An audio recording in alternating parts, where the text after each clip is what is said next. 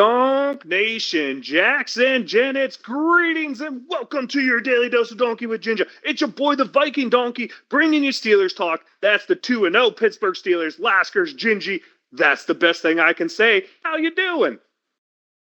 Gingy in the house. What's up? Special edition. What?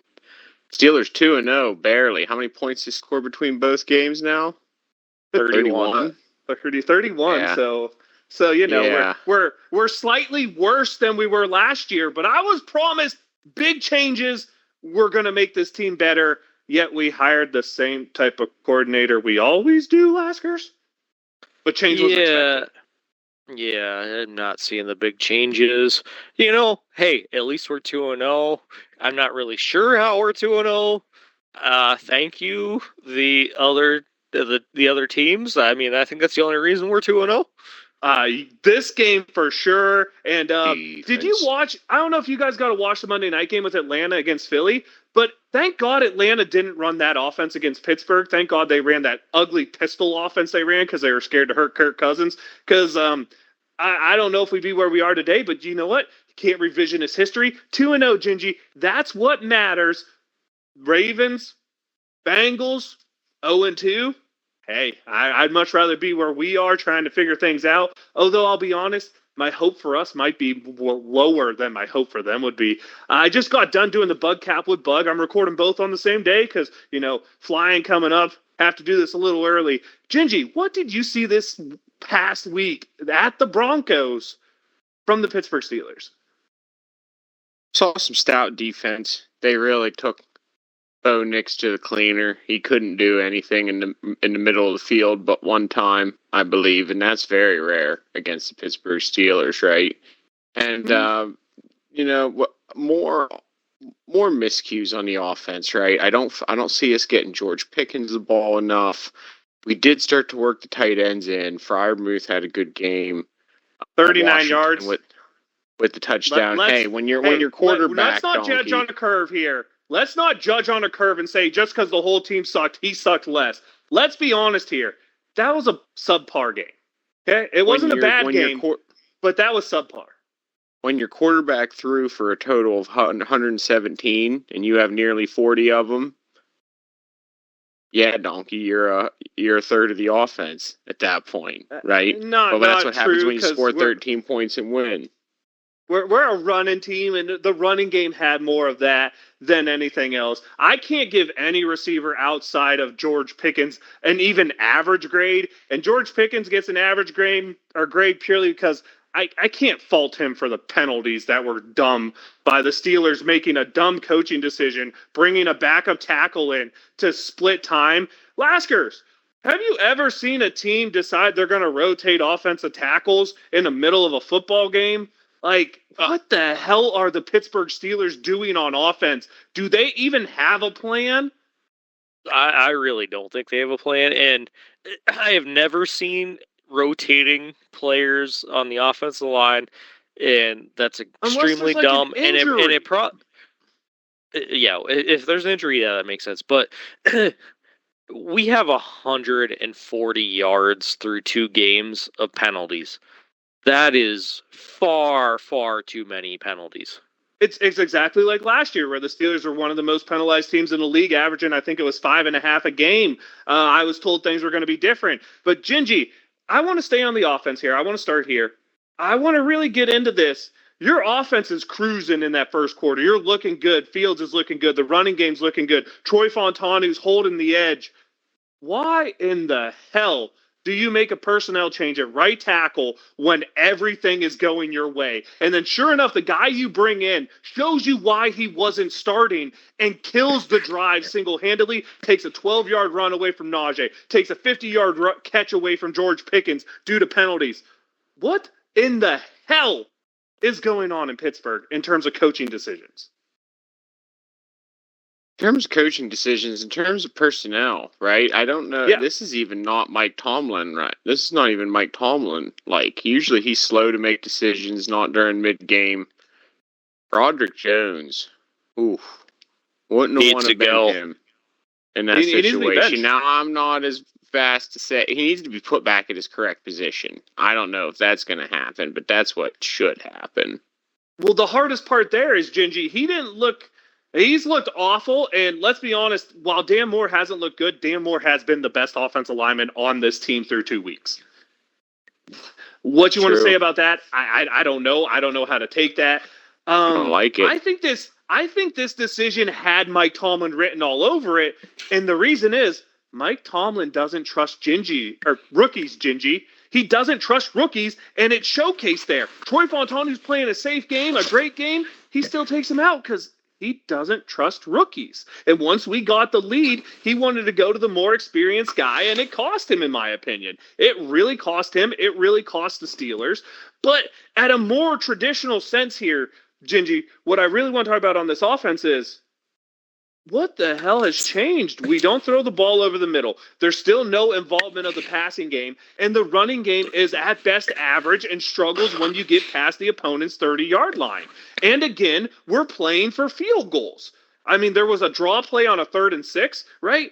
And then there was one time we were backed up in our own area. It's 3rd and 11, and I go to my mom and I go, it's going to be a draw play here, I guarantee it, because that's what the Steelers are going to do. Draw play, punt, trust the defense. What happened? A draw play for 2 yards, punt, trust the defense. I hate to say this.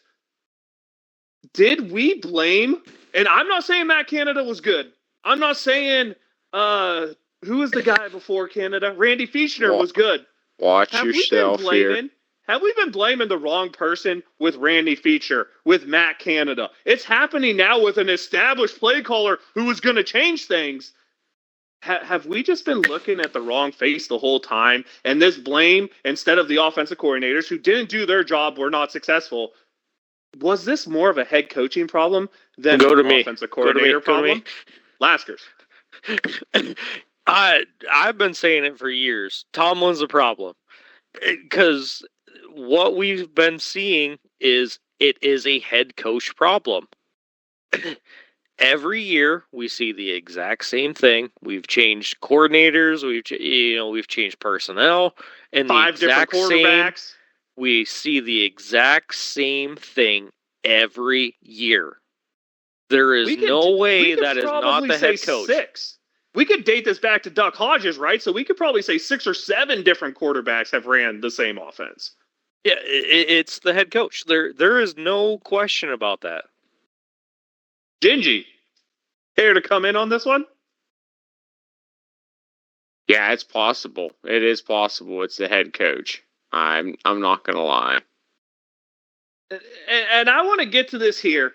And Gingy, you like to say, well, Freiermuth had a good game. I'm going to argue the only 2 people who, to me, get a passing grade, actually 3, a backup tight end helping the run game and catching a touchdown gets him a passing grade. So Darnell Washington, for sure, a passing grade. The offensive line, a passing grade. And as terms of skill players, Jones. In terms of skill play, yes. In terms of the coaching failure, yes. In terms of skill players, the only ones I can give a passing grade to are Najee Harris and Jaylen Warren. There's just no skill player who stepped up and has made a big play. Yes, George Pickens keeps getting them taken away. That's unfortunate. But in this Denver game specifically, no one did their job outside of Najee. 4 yards a carry for your bell cow back is what you expect. And Jaylen Warren, change of pace back, over 4.5 yards a carry. That's exactly what you expect. Play calling started to really get questionable on those guys. I'd like to see them produce in the red zone. But, Gingy, I just can't give anyone on this offense a passing grade in terms of quarterback or skill position because they're just not – even if the offense is holding them back, they're still just not doing the job. Yeah, I don't disagree with you there. I mean, I was grading on a scale. Yeah, compared to last week, didn't see really anything for Freiermuth. Saw him targeted more, coming up more. A couple – was the first down in there? But again, your offense is scoring 13 points, and that's not going to be good enough long term, 100%. Nah, and you're talking a now top 10 paid tight end, Gingy. Let's not forget that Freiermuth is now a top 10 paid tight end. He's going to end the year at that rate at 700 receiving yards? That's under 10 yards a catch. That's just, it's not good enough in the modern day NFL if he's going to be the number 2 pass catcher on a team. But let's get to the biggest problem on our offense. Dude, It's George Pickens and then a bunch of number 5 wide receivers. I'm not even going to call these guys number 3s or number 4s because none of them deserve a title other than they should be last man on the roster, special teams players. My goodness gracious. Sell me on Van Jefferson. Sell me on Calvin Austin III. Sell me on Scotty Miller. Sell me on Scott Skowronek. Please sell me on one of these guys because I don't see nothing from any of them. Van Jefferson's the opposite, in the opposite direction. He caused two big penalties from what I can recall right off the top of my head. Dude can't block. The dude can't get open. What's the use of him? That's right. No, I agree. Got to go. I want to ask you this, Donkey. I got a question for you. Right? Get it. Riddle me this then. Right? Mm-hmm. Batman is the Russell Wilson led version of this team looking drastically different than the Justin Fields led version of this team? Yes, it produces 50 less yards a game because Justin Fields' escapability is the only plus ability on this Pittsburgh Steelers roster right now. Thank you, Donkey. Let's be honest here. The only deep threat this team's had is George Pickens, and Justin Fields and George Pickens are on the same damn page. There's no way Russell Wilson would be an improvement on that. I don't see how Russell Wilson improves this team because he wouldn't be better at getting the ball to George Pickens. We've already seen how good Fields is at that, and he does not have the mobility at this point of his career with Justin Fields. Well, I mean, that's a big thing is Justin Fields can actually escape. I mean, yeah, he did get sacked a couple times, but at least he can escape. I don't see that happening with Russell Wilson. No. And I was talking to a couple of my friends. I'm like, I don't want to see Wilson. I don't. No one should at this point. Maybe one of these Miami would like to trade for him. Give us like a third rounder that could turn into a first rounder if they make the playoffs. Just saying, that'd be really cool. Maybe Carolina. They're not trading any more capital for a quarterback after the capital they traded to get Bryce Young and make a terrible decision there. That's neither here nor there. Let's talk special teams real quick. I mean, no terrible plays in the return game. Boswell's Chris Boswell. And Corliss Waitman at 50 yards a punt. I know it was at Denver, but my goodness gracious, doesn't this just make you wish we kept him 2 years ago instead of keeping Presley Harvin? Looking solid so far. Gingy, let me chime in on this one, too. Yeah.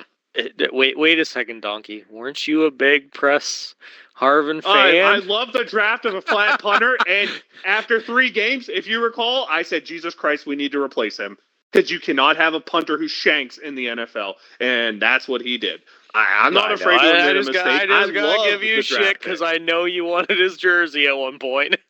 A fat punter, dude. It was really cool. It didn't work out well. It is what it is. You got to root for those late round draft picks. We get to the defensive side of the ball here. The Steelers are who the Steelers are. They don't make the other team make mistakes, but if the other team makes mistakes, they capitalize on it is the best way I can phrase it. If the red zone defense, specifically Corey Trice, coming in for an injured Donta Jackson, doesn't make that big interception, who knows where we end up.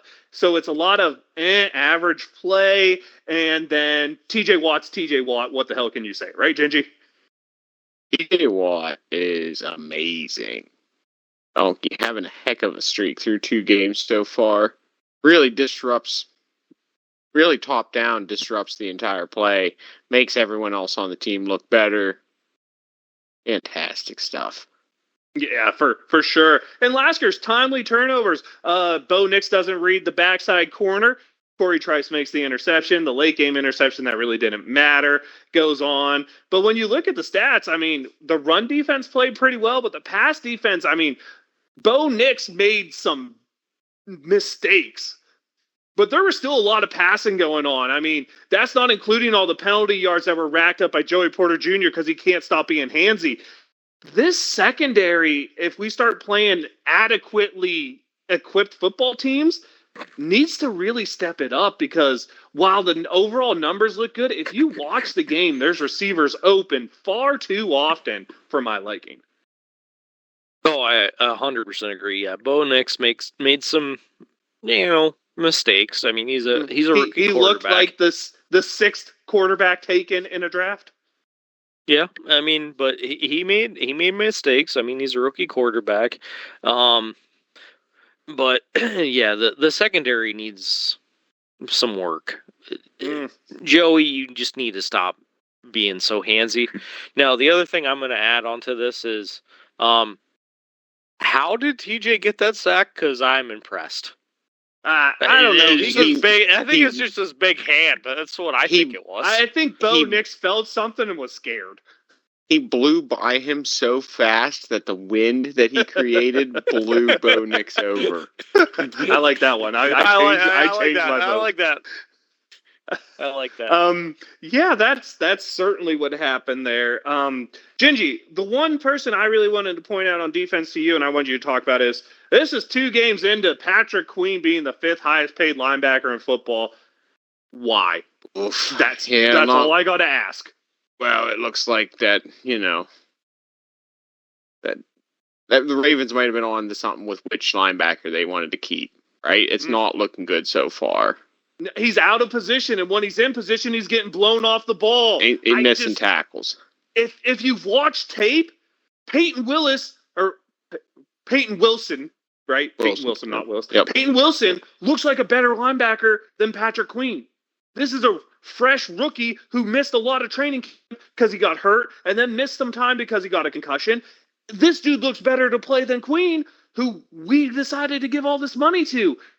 It's just, that one hurts. I will say, however, Jalen Elliott is looking pretty solid in that secondary standing next to Minkah Fitzpatrick. Yeah, I agree. Looking solid. But we're getting splash plays too. We're getting the interceptions when we need them. I hope you mean to always talk about Elliott, but you're right. Wrong, Elliott. The other one's the guy who got cut. Yeah, Deshaun Elliott. Thank you for that correction, Laskers. It's hard when we have 2 people who play the same position with the same damn last name. Okay, it gets confusing. I apologize. But let's be honest here. Good win for the Steelers, I guess. Ugly football. I don't know how it'll work against good teams. We'll get our first real challenge this week. We'll get into that in a second. But, dude, is Sean Payton just an idiot? Like, how the hell did you not onside kick with 1 timeout left and 1:56 to go on the clock? What in the hell is he doing? He was dependent on his defense, but the one thing I really do hate about those new kickoff rules is that you have to declare you're going to onside kick it. That's just dumb. How else would you? The way it's set up, how else could you onside kick? No, you can't, and that's what I think is dumb. Well, I don't know. I think the kickoff rule is fine. I think all these teams kicking touchbacks is dumb because, once again, the kicks that were put in the field of play, the average start position is again around the 24-yard line. Instead, you're giving them 6 free yards. That is what it is. I just think the coaching decision, Gingy, I don't want to say the Steelers outcoached Denver because I don't think anyone outcoached anyone there, but has the game of football just passed Sean Payton by? Like, should he have stayed retired just like Gruden? Should these coaches who retire just not come back? I don't know. Donkey, he's got a tough unit he's working with there. What's he got? Well, that's the thing, but that's kind of his own doing. He went into Denver because, I can make it work with Russell Wilson. And then because he couldn't make it work with Russell Wilson, he scapegoated Russell Wilson. And I'm going to be honest, I do think Bo Nix is a good quarterback for that system.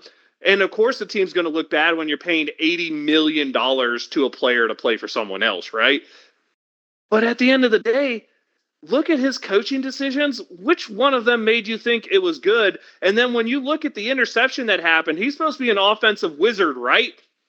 That interception was on play design. Corey Trice is allowed to drift as the backside corner because there's no one that goes into his zone. When you don't occupy a player on the backside, they get to come out and make the play. That's bad play design.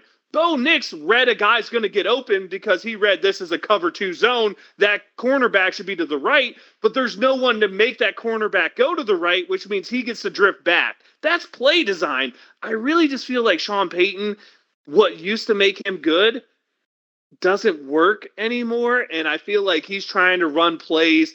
Ironically, like the Steelers, he's trying to play like it's 2011, 2012. That's all quite possible. And who knows? Maybe he turns it around. Maybe it works out there. I don't know. Closing thoughts from both of you on the Steelers game and Denver. Hard fought. Go first? Yeah, I'll take it. Hard fought, but man, plenty of mistakes to go around. Still not seeing. I don't know what's going on with the special teams for real. I agree. I think the stats will come out soon enough, and people will start, playing the numbers. But at the same time, man, starting giving them up at the 30 every time. I don't know, Donkey. I guess that's not the biggest picture. Overall, middle of the defense still soft. Justin Fields can't throw over the middle. I know that we had some criticism of the secondary, but they had the splash plays that they need to get it done. I don't know I got you on this one. If they're going to be able to get it done versus the Chargers. We'll find out. Laskers. So, yeah, it was a hard-fought game. But typical Steelers win. It's the same old, and that's where I'm going with over the middle. We haven't seen a pass over the middle since I don't know, 6 years, 7 years. The George Pickens deep cross to end the first half of the first game. And now it ends up being a throw outside the numbers, but it's a route ran. It's a route ran over the middle. Yeah, it's over the middle, but it's really not, because when the ball's thrown, it's kind of getting towards the left-hand side. The Steelers ran 3 routes over the middle of the field deeper than 10 yards against the Broncos. We can blame it on Justin Fields, but Gingy, 3 routes on 20 pass plays if you include the Justin Fields scramble. 3 routes over the middle. That means they ran on average they had 4 receivers in a route. That means on average, what is that? One play out of the 20 would have had receivers in the middle, that's what I mean. One play in terms of route numbers. Less than 5% of routes were run over the middle, deep middle, mid-middle to deep middle. Now, I hear you, Gingy. We're not throwing it, but you can't throw it if you don't run it. And this was my complaint with Kenny Pickett. This was my complaint with old Ben. This was my complaint with Mitch Trubisky. At this point, it's just my complaint with Mike Tomlin. I'll be honest. But I hear you, Gingy. They need to exploit that. That's where big plays happen. Every good passing team runs those 15-yard crossers. Every good passing team. Yep, or something straight up the seam, like it's always run against us. Well, most teams aren't as soft as we are up the middle, but that is what it is. Let's go ahead. Let's get into the Chargers game here. So the Steelers 24-11 all time against the Chargers. That's good to hear. At home, we're 15-4. However, we've lost the last 2 at home. 9-7 on the road. That really doesn't matter. Biggest win was Pittsburgh at 37 in 1975. 37-0. That would have been a fun game to watch. Chargers' biggest win was by 28, 35-7 in 1979. Longest streak was the Steelers from 71 to 77 at 6 games. The Chargers 3 straight from 79 to 83.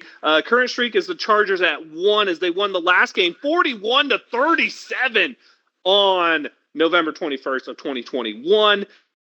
Boy. You watch that Chargers team and just tell me that's just not Harbaugh coach team. Like, seriously, all you need to know about this Chargers unit is Harbaugh's their head coach. They play like Harbaugh's their head coach. And in terms of football, that tends to be a pretty damn good thing, huh, Laskers? Oh, it definitely tends to be a good thing, especially against the Steelers. Fair. I don't like to hear that. We get into some fun stuff here. I believe Herbert's going to play, but he is a little banged up, so maybe an immobile Herbert is something the Steelers can exploit there. You get out there, TJ Watt on the edge. They got some mediocre linemen there in the Chargers. They're not a bad team, but they're not the team that scares you, right? They're not maybe they are, though. I mean, J.K. Dobbins, he has 100 yards in both games, right? Coming over to stay with his Baltimore coordinator. J.K. Dobbins, Gus Edwards, they've been dominating. You look at the receiving core, it's not really a scary bunch out there with what? Who even is their number one? Would it be Davis? Is he their number one out there? Fahoko, Johnson, McConkley. They got Rice. I believe that's Jerry Rice's kid on the team, right? So maybe he'll do something out there. Hayden Hurst, I think, is hurt and might not play, which means Will Dissly will get most of the stuff out there. Their offensive line is, it's not bad.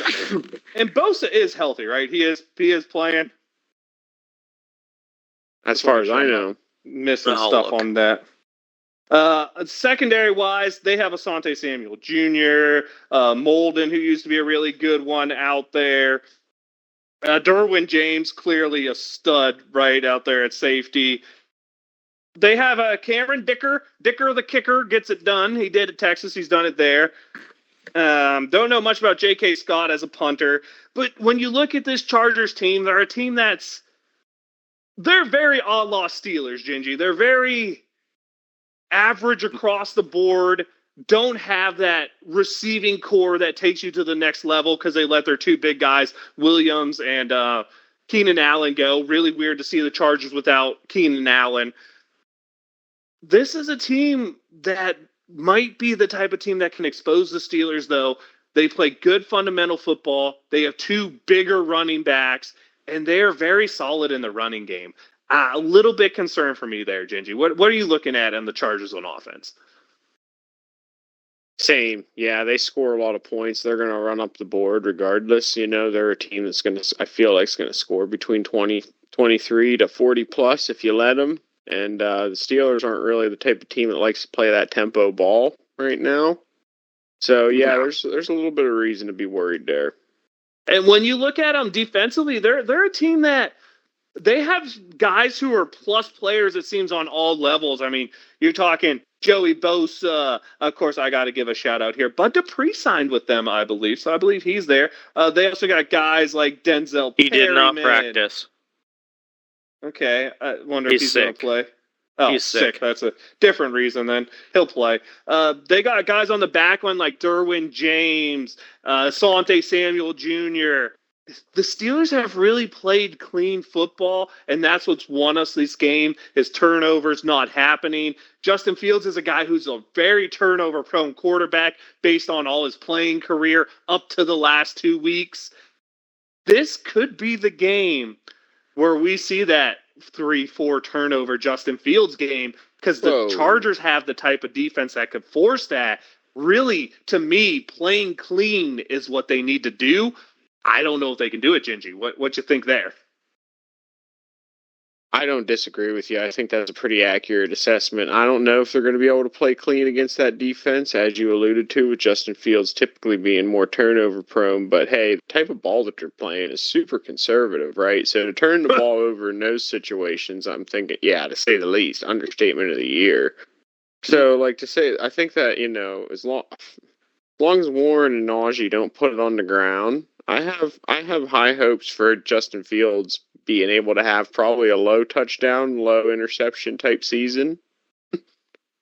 Laskers. Okay. I'm just at loss for Steelers fans here, okay? Justin Fields is scoring touchdowns about as often as Kenny Pickett did, and every Steeler fan in the world wanted Kenny Pickett to be gone, right? Yep. Justin Fields does the same thing, and every Steelers fan is like, yeah, baby, keep Russell Wilson on the bench. This is how we like it. No points, baby. Pittsburgh Steelers defense. Defense. That's what we chant when we're on offense at this point. We just chant for the defense when we're on offense because we know they ain't going to score no goddamn points. Laskers, what the hell? Give me some hope on how the Steelers will exploit the Chargers. I got you no hope. But I can tell you Joey Bosa was limited in practice today. That's the only hope I got you. If he's not coming off the edge, that makes me feel good. Side note, Gingy, Troy Fontanu looked pretty darn good in his first start. He's going to get Joey Bosa this week if Bosa plays. Woohoo! We're going to find out quick, aren't we? We're going to find out what he's made of there. Let's hope he's up to the task. And Laskers, run heavy, Chargers coming in. this is the game Patrick Queen steps up, right? This is the game Patrick Queen shows why we signed him, right? This is the game. It has to be. Otherwise, why'd we sign him? Yeah, good point. All right. So we kind of went over it a little bit. Let's get to the cash or trash. Let's break this game down. Gingy, I believe it's your turn to start on offense. The Pittsburgh Steelers are going to score 20 points on offense this week. Cash or trash? Cash that in for me. Right, I like it. Laskers, the Pittsburgh Steelers, number 2, 3, and 4 wide receivers will account for more than 60 receiving yards between the bunch of them this week. Cash or trash? Trash. Okay. Gingy, the Pittsburgh Steelers running backs will once again combined eclipse the 100-yard mark and both of them average more than 4 yards a carry. Cash or trash? Cash that in. I like it. Laskers, we're going to you here. Justin Fields will play turnover-free football this week. Cash or trash? The way we've been playing, I'm actually going to cash that one in. As long as we're not throwing over the middle. I like to see that. And Gingy, whoever goes up against him for the last one, I think this will be important. Troy Fontanu and Dan Moore Jr. will allow less than 2 sacks. Cash or trash? Collectively? Together? Collectively.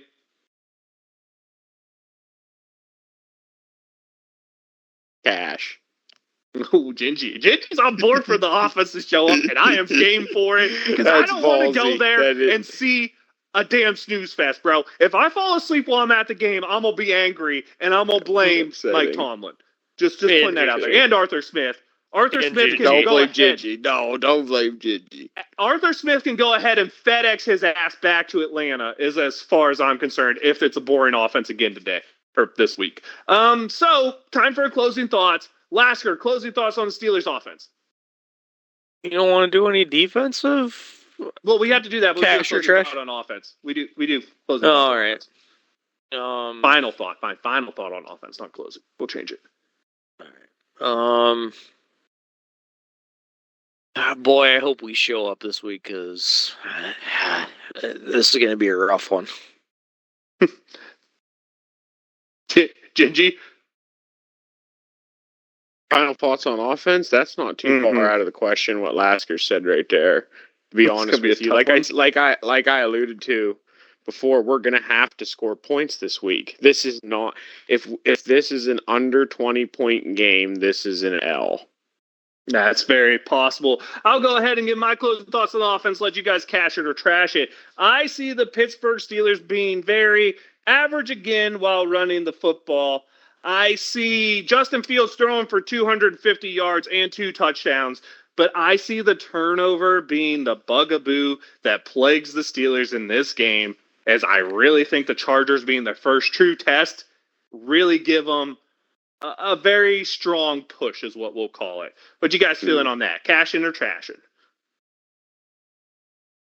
Cash. So I don't know how to answer that question because you had points that I agree with. But Laskers is like half cash, half trash. That's fair as well. Yeah, because I think the turnovers are going to be what downfalls us. So I'll cash in the turnovers. You could just take apart from what I say and say you like that part. That's fair enough. I like that style. Now we get to the defense. We get to start with Laskers. Laskers, if y'all didn't watch Aiden Hutchinson put on a frickin' show and somehow not get double teamed the whole damn second half of that Tampa Bay game, you missed something. And how the Buccaneers won with the way that guy dominated, I don't know. But TJ Watt has some space to catch up to him. He's going to do it this week with 3 sacks. Cash or trash? Trash. He's going to get 2. Right. Gingy. I'm going to ask you every week till it happens. This is the week for Patrick Queen. He dominates the middle. 10 combined tackles, 2 tackles for loss, and a turnover forced in some way. Cash or trash? Trash. No faith in Patrick Queen until he shows me otherwise. Laskers, Justin Herbert was under 200 yards passing last week. The Chargers, one of their tight ends is a little hurt. Their wide receiving core is very suboptimal since the departure of guys like Keenan Allen and Mike Williams.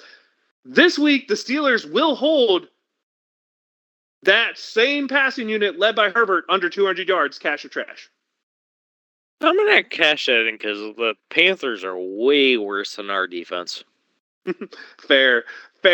Let's go ahead, Gingy, and let's talk about the running game. J.K. Dobbins has had 2 straight 100-yard games. He looks unstoppable. Harbaugh's really good at drawing up run plays, whether it was San Francisco, Michigan. But the bus stops here, because we know that. Cash or trash, the Pittsburgh Steelers hold J.K. Dobbins under 100 yards rushing. Oh, boy. I cashed that in, but I don't know if they're going to be able to keep him off the scoreboard. Laskers. The Pittsburgh Steelers defense has been phenomenal in terms of not allowing points. And that continues. The Chargers score under 20 points, cash or trash. Trash. All right, fair enough. Laskers, we'll go straight to you. Defensive thoughts. What are you still looking for? What you seeing this week? We need Hayward to step up, and we need Baby Herbig to step up. That's the 2 things that we need to happen. Dude, Baby Herbig last week, that pass rush where the guy decided to give him the damn chokehold from behind. Dude, he was by him in a half a step. Dude is fast off the line. Gingy, final thoughts on defense. Going to need to splash plays, going to need to pressure on the quarterback. Don't know if they're going to be able to limit them points this week. The Chargers have looked good so far, in my opinion. They have. My final thoughts are Steelers defense finally shows that when you play teams and force them to make mistakes, if the teams don't make mistakes, things don't look good. The defense does first force a turnover. They do get 3 sacks, but they cannot hold J.K. Dobbins down, and the Chargers run for 200 yards. And, they score about 24 points is where I'm thinking. What do you guys think about that? You want to cash that or trash that? I'm going to cash that one in. I'm a half and half that, donkey. I'm a half and half that. I don't know if they make it to 200 yards, but I do think they score 20 points. Yeah. This is a tough game.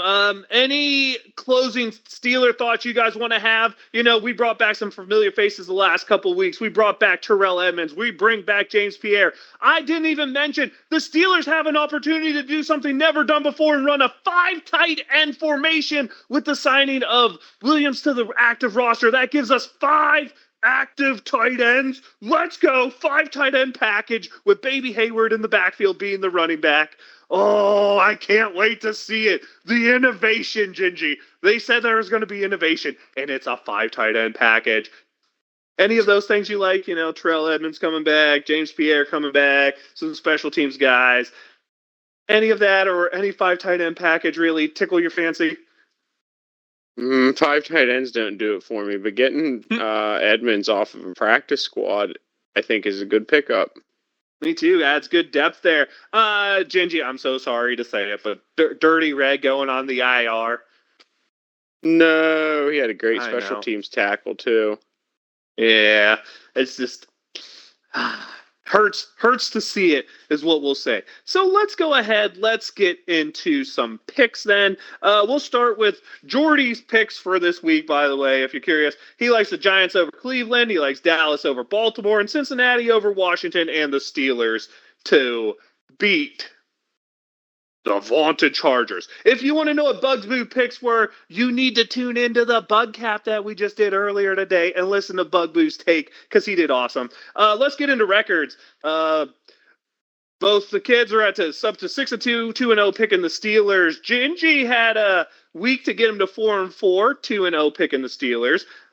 We all went 2-2 last week, by the way. Lasker's 2-4, 1-1 in the Steelers. And Donkey 3-5, 1-1 with the Steelers. We need to start making some ground up on my kids because they're starting to embarrass me here, guys. So, Gingy, we'll start with you. We got the Giants going to the Browns. Who do you like there? Oh boy, the Giants have been just a hot mess. Give me the Browns. Laskers. Give me the Browns. That wasn't even a thought. Yeah, I like the Browns at home. We got Baltimore going to Dallas. Both these teams coming off some losses that are making people question them. Who'd you like in this one? You going to me? Sure. I'm going to go with Baltimore. Angie. Yeah, Baltimore's going to get their first win. I also like Baltimore here, and since I don't think I said my pick on the other one, Cleveland is my pick in the other one. We'll keep it all the same. We got the Commanders going to the Bengals. Is there big trouble in Cincy? Angie, say it so. Please say it so. Give me the Commanders. I think there's big trouble in Cincy. Laskers. Give me the Bongles. I mean, the Commanders are bad. They are bad, but you told me we're breaking the mold. All right, we're either gaining or losing ground here, people. I think there's big trouble in Cincy, but I don't think it's not this that week. much trouble. I think the Bengals win this one. So last week, Madden got his first game wrong, thinking the Steelers were going to lose. Take that, Madden. This week against the Chargers, they think we will win 32-18. So we'll take Madden's pick as our first one. But Laskers, go to you. We got this game, home opener. I need an X factor. I need a score. I need a winner. Okay. So it's going to be a ridiculous X factor, but I'm going with Chargers 24, Steelers 15, X factor Boswell. Well, he is the X factor. Gingy, I also want to say, while I might have picked the Steelers to lose last week, I called their score perfectly at 13 points. Just putting that out there. So, Gingy, this week from you, I need a winner, an X factor, and of course a score. Please, it's a home opener. We have to win it, right? Steelers coming out with an unlikely dub here. 26-23. X factor. We're going to see a breakout game from George Pickens. I agreed with you. You mentioned something last week when you were watching the game, Donkey, that you see some chemistry between Fields and Pickens. I think that we can see that develop this week. I think we can. I hope so. I'm just sticking with my preseason picks for every game, and I said the Steelers second loss was going to come to the Chargers, so I'm still thinking the Steelers lose this. I think the score is 24-18, the Chargers. And I think the X factor is J.K. Dobbins. I don't think the Steelers are going to stop him, and I think that's what makes all the difference in this game. Now, it's either time for us to get some shout-outs, or before I ask that, I guess I'll say, any closing football thoughts you guys want to bring up, like poor Tua should just really think about his health and safety, and we wish him nothing but the best on the injury. We're seeing a lot of injuries out there happen to guys at the quarterback position. Maybe the Steelers can capitalize, but any football stories that you guys really took a liking to? I think Tua should retire. I mean, period. The amount of concussions he's had, he just needs to hang his hat and thank you for the great seasons I've had. Fair. Did you any football stories take your liking, like maybe Aaron Rodgers getting his first win as a Jet? I don't know what's up with that. It didn't look that impressive to me. I don't know. No team has really jumped off the board at me yet.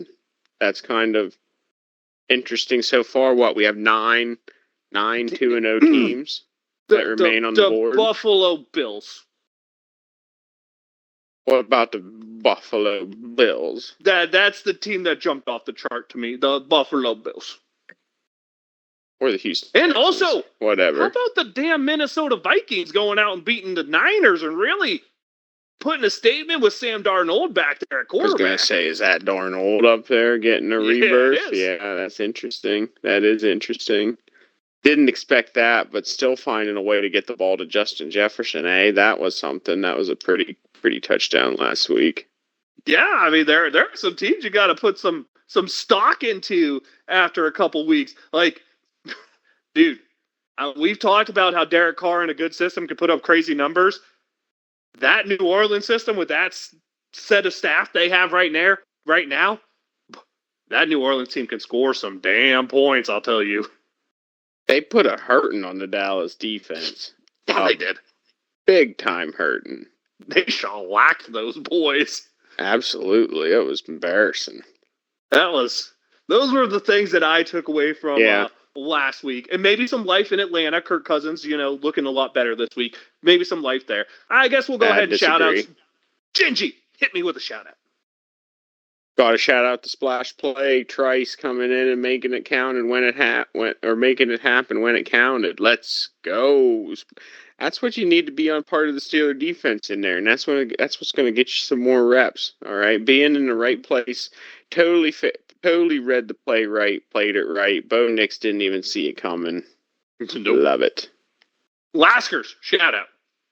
Oh, my shout out's going to TJ Watt. I mean, with the ankle tackle that I'm still not sure how he actually tackled him, but I'm giving him a shout out for that one because that was impressive.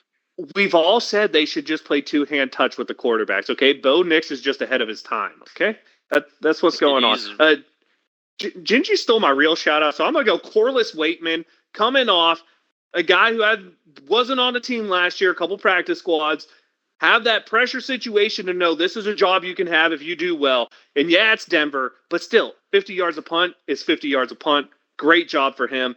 Glad to see us have two competent punters in the same season. I don't know why, but that just makes me super happy. Now it's time to let you know I'm the Viking Donkey. That's Viking_Donkey and Twitch at Twitter. Your daily dose of Donkey with Gingers, where you get this awesome Steelers talk. Make sure you listen to the Bug Cap. Make sure you tune into this every week. Make sure you drop your picks for the AFC North in the comment section. And make sure you give all the likes, loves, and follows to Laskers and Gingy. Laskers, what's up? I am Laskers everywhere. If you want to find me this weekend, because I ain't going to be able to watch the Steelers game, I'll be at the 3 Tampa Bay Rays games against the Toronto Blue Jays. So good luck finding me, but if you find me, I will gladly meet you. And then also on Tuesday, I want to be at the Pirates game with Donkey. Come look for us. That's going to be after my son's birthday. The Steelers game's before my son's birthday. See me on the Jumbotron dance with my shirt off for my son's birthday. Gingy, now you can go. Too much fun. Whoop, Gingy in the house. It's football. I just got distracted by you dancing with your shirt off, doggy. That's all kind of crazy over there. Whoa. I hope Donkey actually doesn't dance with his shirt off.